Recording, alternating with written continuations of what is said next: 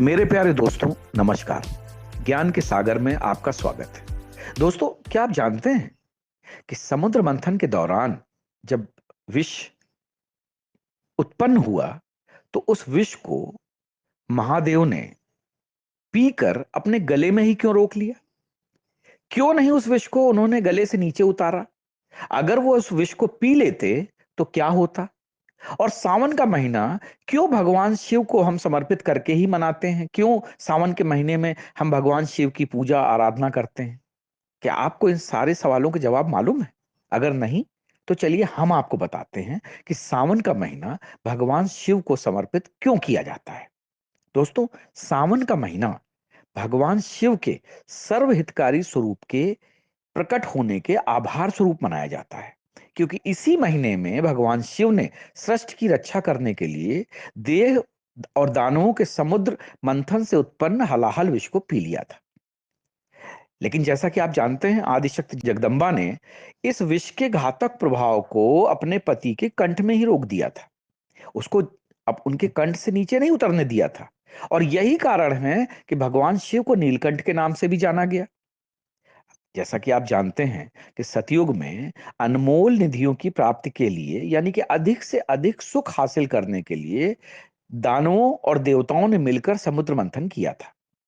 आप समझिए, ईश्वर की बनाई हुई दो बेहद शक्तिशाली रचनाएं, लेकिन एक दूसरे के विपरीत सोच रखने वाली शक्तियों ने, देवताओं और दानवों ने समुद्र रूपी प्राकृतिक निधियों का ज्यादा से ज्यादा दोहन करने के लिए समुद्र मंथन किया था। और यह समुद्र मंथन भगवान शिव के गले में रहने वाले महानाग वासुकी, उनकी कुंडली में मंदराचल पर्वत को लपेटकर समुद्र का मंथन किया गया था। वासुकी का मुंह दानवों की तरफ था, जबकि पूंछ देवताओं की तरफ थी। पर्वत को नीचे से सपोर्ट देने के लिए भगवान विष्णु ने कछुए के रूप में आधार दे दिया था, ताकि उसके ऊपर रखकर समुद्र मंथन किया जा सके। लेकिन समुद्र मंथन शुरू होते ही समुद्र से कालकूट और वासुकी नाग के मुंह से हलाहल विष की भयंकर ज्वाला प्रकट हुई, जिसने पूरी सृष्टि को अपनी चपेट में ले लिया। अब लोग कहेंगे कि साहब, ऐसा कैसे हो सकता है? जी हाँ, ऐसा हो सकता है। ये इसी तरीके से है जैसे इस समय संसार में मनुष्य द्वारा प्रकृति के अधिकतम दोहन से प्रदूषण और विनाशकारी मस्तिष्क द्वारा लैब में तैयार किया गया कोरोना वायरस चारों तरफ विनाश फैला रहा था। इसने भी पूरी संसार को अपनी चपेट में ले लिया था। तो उसी प्रकार उस हलाहल ने इस सृष्टि को अपनी चपेट में ले लिया था। और उस हलाहल के फैलने की वजह से देव और दानव दोनों मूर्छित होने लगे और समुद्र मंथन का काम ठप हो गया। यह सब देखकर सभी ने मिलकर भोलेनाथ से विनती की कि प्रभु, हमें इस मुसीबत से बचाइए।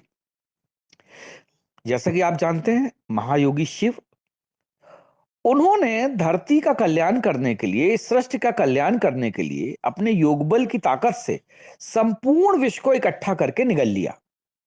पूरी सृष्टि का हलाहल और कालकूट विष शिव ने अपने कंठ में धारण किया, जिसके कारण उनका गला नीला हो गया और उन्हें नीलकंठ के नाम से जाना गया। भगवान शिव के गले में रखे विष को शांत करने के लिए पूरी सृष्टि ने उन पर शीतल जल की वर्षा की, क्योंकि जहर का असर तो बहुत ही भयंकर होता है। शिवलिंग पर जल अर्पण करके हम भी इस प्रक्रिया में अपना सहयोग देते हैं। तो शायद आपको ये बात समझ में आ गई होगी कि क्यों सावन के महीने में हम भगवान शिव के प्रतीक रूपी शिवलिंग पर जल चढ़ाते हैं, दूध चढ़ाते हैं, बेलपत्री चढ़ाते हैं, क्योंकि ये सारी चीजें उनके गले को ठंडा रखने के लिए प्रयोग में लाई जाती हैं।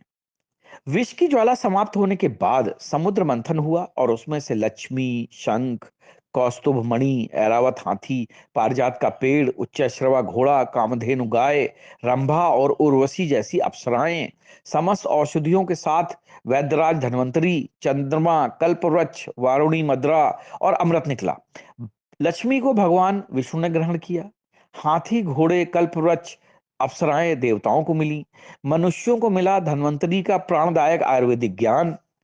दानवों ने अपने स्वभाव अनुसार वारुणी मदिरा प्राप्त की। अमृत के लिए संघर्ष हुआ, जिसमें भगवान विष्णु ने मोहिनी रूप रखकर दानवों को वारुणी मदिरा देते हुए देवताओं को सारा अमृत पिला दिया। लेकिन इस उपलब्धि से पहले, ये जो कुछ भी हुआ, उससे पहले भगवान शिव को कालकूट हलाहल विष पीना पड़ा। जगत माता पार्वती ने उनका गला पकड़कर विष को कंठ से नीचे उतरने से रोका। सर्वेश्वर शिव के अंदर संपूर्ण सृष्टि समाहित थी।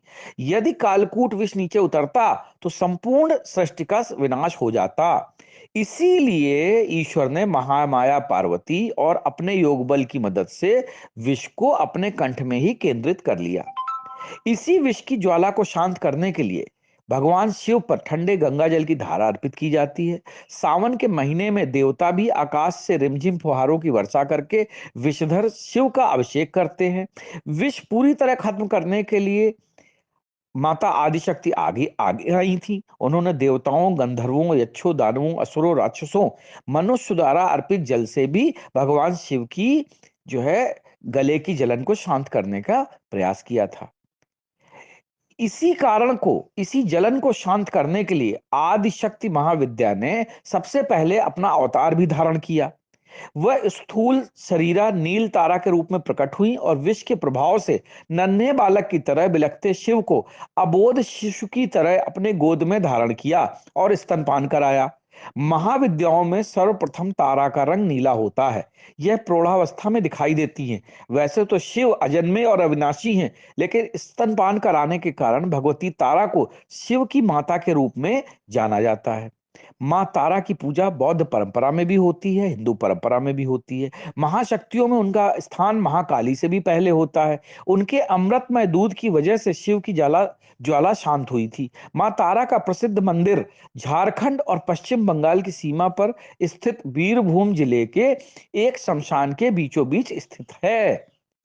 तो दोस्तों, ये कहानी थी भगवान शिव के नीलकंठ बनने की, उस हलाहल को पीने की जिससे कि उन्होंने संपूर्ण सृष्टि का विनाश होने से बचाया था। और इसी के आभार स्वरूप हम सावन के महीने में उनकी पूजा अर्चना करते हैं। उन पर ठंडे पानी की जलधारा, गंगा की जलधारा, दूध, दही और अन्य प्रकार के सामान और सामग्रियों का हम अर्पण करते हैं, ताकि उनके गले में जो हलाहल का जो जलन है वो शांत हो सके और भगवान शिव हम पर अपनी कृपा बरसाते रहें। जय हिंद, जय भारत।